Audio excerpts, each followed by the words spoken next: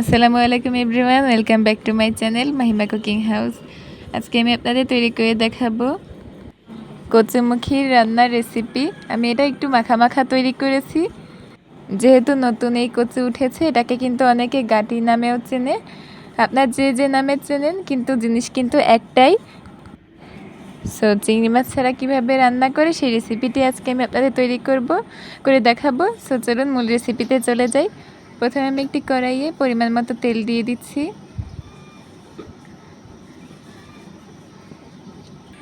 এবার আমি এখানে পেঁয়াজ কুচি দিয়ে দিচ্ছি কিছুটা।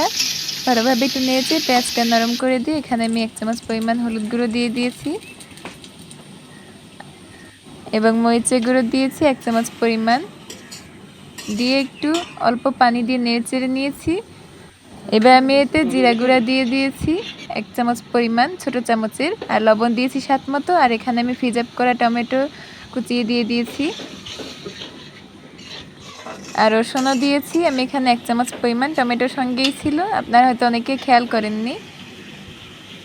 ভালোভাবে মশলাটা কষে নিয়ে আমি এখানে কচু দিয়ে দিয়েছি, অথবা গাটি যেটাই বলেন না কেন সেটা দিয়ে দিয়েছি। এখানে আমি এইভাবে করে মিডিয়াম পাতলা করে আমি এখানে কেটে নিয়েছিলাম।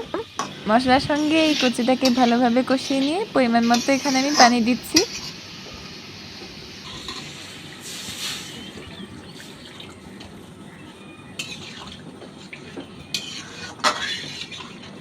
পানি দিয়ে এখানে একটু নাড়াচাড়া করে দিয়ে আমি এখানে ঢাকনা দিয়ে ঢেকে দিচ্ছি, এটা সেদ্ধ হওয়া পর্যন্ত। রান্নার ফাঁকে আমি এখানে একটু বাইরের প্রকৃতিটা দেখে নিচ্ছিলাম। সো ভাবলাম যে আপনাদের সঙ্গে একটু শেয়ার করি। দেখুন কত সুন্দর সবুজ সবুজ শ্যামল একেবারে সমারোহ, একদম আমার রান্নাঘরের বাইরে জানালাতে এটা দেখাচ্ছে, একদম আমার বাসার পেছনেই এইটা। দেখুন কত সুন্দর মেঘ, বৃষ্টির দিনে কত সুন্দর দেখতে লাগছে। সো এই প্রকৃতিটা কেমন লাগলো অবশ্যই কমেন্টে জানাবেন। এর ফাঁকে কিন্তু আমার এই কচুটা হয়ে যাচ্ছিল প্রায় লাস্টের দিকে। এই পর্যায়ে আমি এখানে কিছু কাঁচামরিচ ফালি দিয়ে দিয়েছি, তারপর নেড়ে একটু ঢাকনা দিয়ে ঢেকে রেখে দিয়েছিলাম, রান্না হতে দিয়েছিলাম ওটা। এই তো আমার হয়ে গেছে, এখন আমি এটা পরিবেশন করে নিচ্ছি। এরপরে আমি একটু জিরা গুঁড়া দিয়ে দিয়েছি, ভাজা জিরা গুঁড়ো দিয়ে দিয়েছিলাম, দিলে কিন্তু অসম্ভব মজার লাগে আর টেস্টটাও কিন্তু দ্বিগুণ বেড়ে যায়। আর আমার হাতের কাছে ধনেপাতা ছিল না, তাই আমি দেইনি। আপনারা কিন্তু চাইলে ধনেপাতাটা উপর দিয়ে দিতে পারেন, তাহলে কিন্তু আরও টেস্টটা বেড়ে যাবে এর।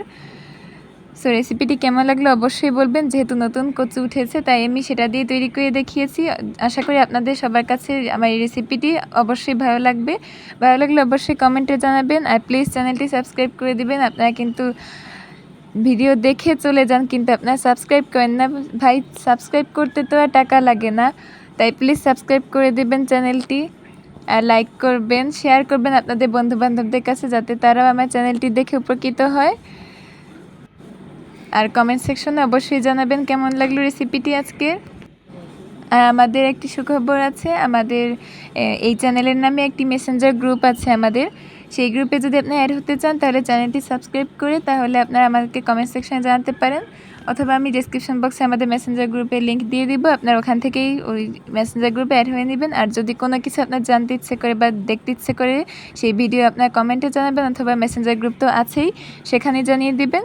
তাহলে আমি সেই অনুযায়ী আপনাদের সেই ভিডিও দেওয়ার চেষ্টা করব। আর আমার সঙ্গে যদি আপনাদের সরাসরি কথা বলতে ইচ্ছে করে তাহলে ওই মেসেঞ্জার গ্রুপেই বলবেন, ওখানে আমি থাকবো। অলওয়েজ আপনাদের কোয়েশ্চেন অ্যান্সার দেওয়ার চেষ্টা করব। সবাইকে আজকের মতো বিদায় জানিয়ে আজকে ভিডিওটি শেষ করছি। সবাই ভালো থাকবেন, সুস্থ থাকবেন, সবার শরীরে যত্ন নেবেন। সবাইকে ধন্যবাদ। আল্লাহ হাফেজ।